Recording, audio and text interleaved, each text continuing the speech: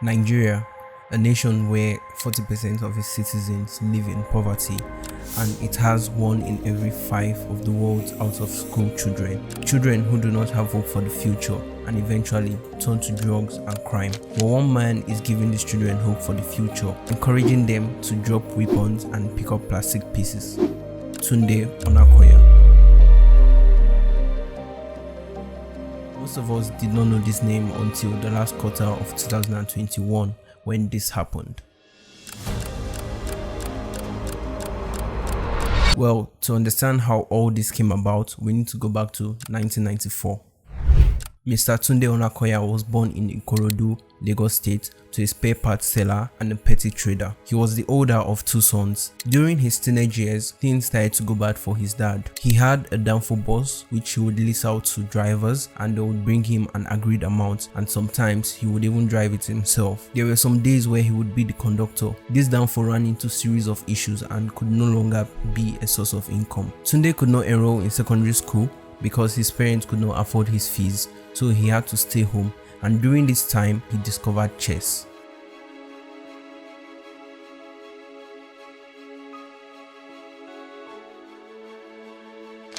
There was a local barber shop where he would go to play PlayStation 1, and during the time in the barber shop, the barber would bring out a chess board to play with his friends. Tunde was really curious and interested in this game. He begged the barber to teach him how to play, but he ignored him. Tunde actually learned just by watching the barber and his friends play. At this time, he was still at home, so his mom offered to work for a school owned by a Nigerian ambassador in exchange for his education.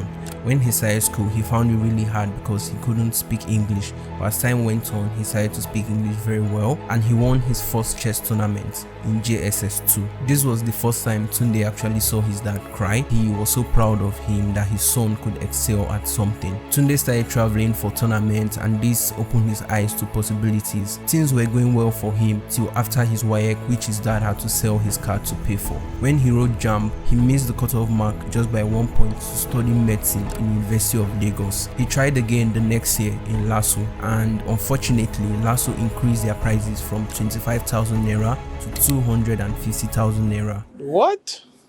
And his parents could not afford this, so they tried to raise the money here and there, but they were unable to raise this money, and he lost the admission. This was one of the darkest moments in his life.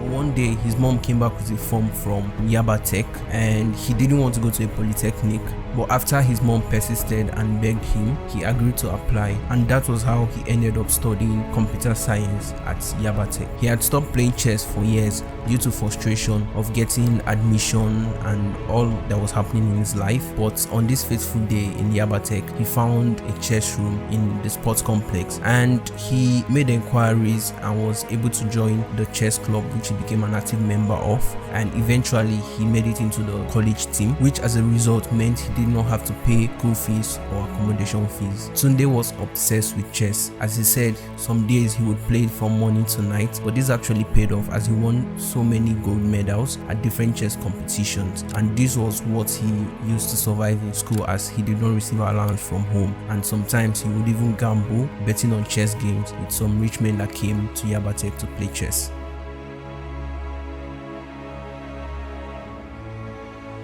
After Yaba Tech, he could not represent the school anymore in tournaments, so that source of income dried up. So he went back to Ikorodu, and by this time his parents had moved to Ibadan, so it was just him and his brother that was at home. Chess wasn't lucrative enough to pay the bills. He couldn't go professional because that meant him traveling all over the world for competitions. He had a dream of getting a grandmaster title in chess, which is the highest title you can attain in chess, but that was like a pipe dream because it meant him spending a lot of dollars, which he did not have. So he gave up on chess again.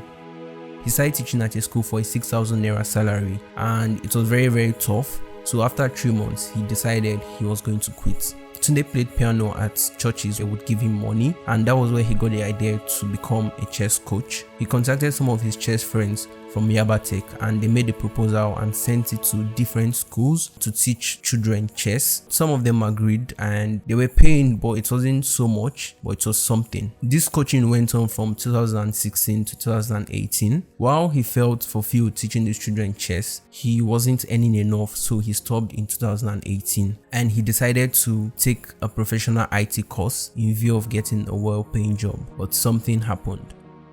One day after church, the people he normally plays the instruments with in church invited him to a place, a slum community in Majidun. He saw a lot of people smoking. There were rough men there were thugs, there were cultists, and he saw children running around playing, and some were hawking for their parents. He saw that these children were not growing up in the right environment and they would likely end up like their fathers as thugs or cultists or even dead. Then he thought, why not teach these children chess? Because he felt that chess could give these children an intellectual grounding and could open their eyes to possibilities. So he sought permission from the head of the community. The head of the community gave him a place to teach these children chess, and he would come on Saturdays and Sundays, teach the children chess, and afterwards give them food. A lot of them could not speak English, but they were learning chess at an incredible pace. Being their chess coach, they started to trust me and they started coming to me with their problems. They started telling me, what was going on with them, and I couldn't help solve those problems because even myself, I didn't have enough, to survive. So that was what led me to start writing, stories. And that was what led him to start writing their stories and posting them online.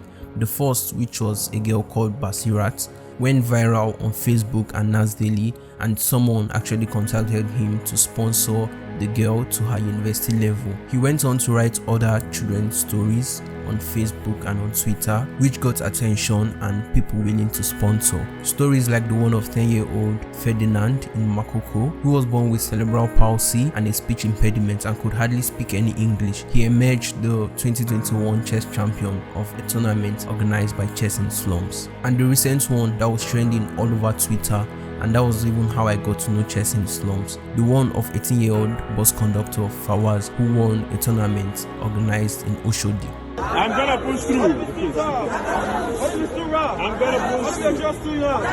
What if you're not good enough? Why be bad? I believe in you. Believe in yourself. Tell me why. I'm a champion. Tell me why. I'm a champion. Yes.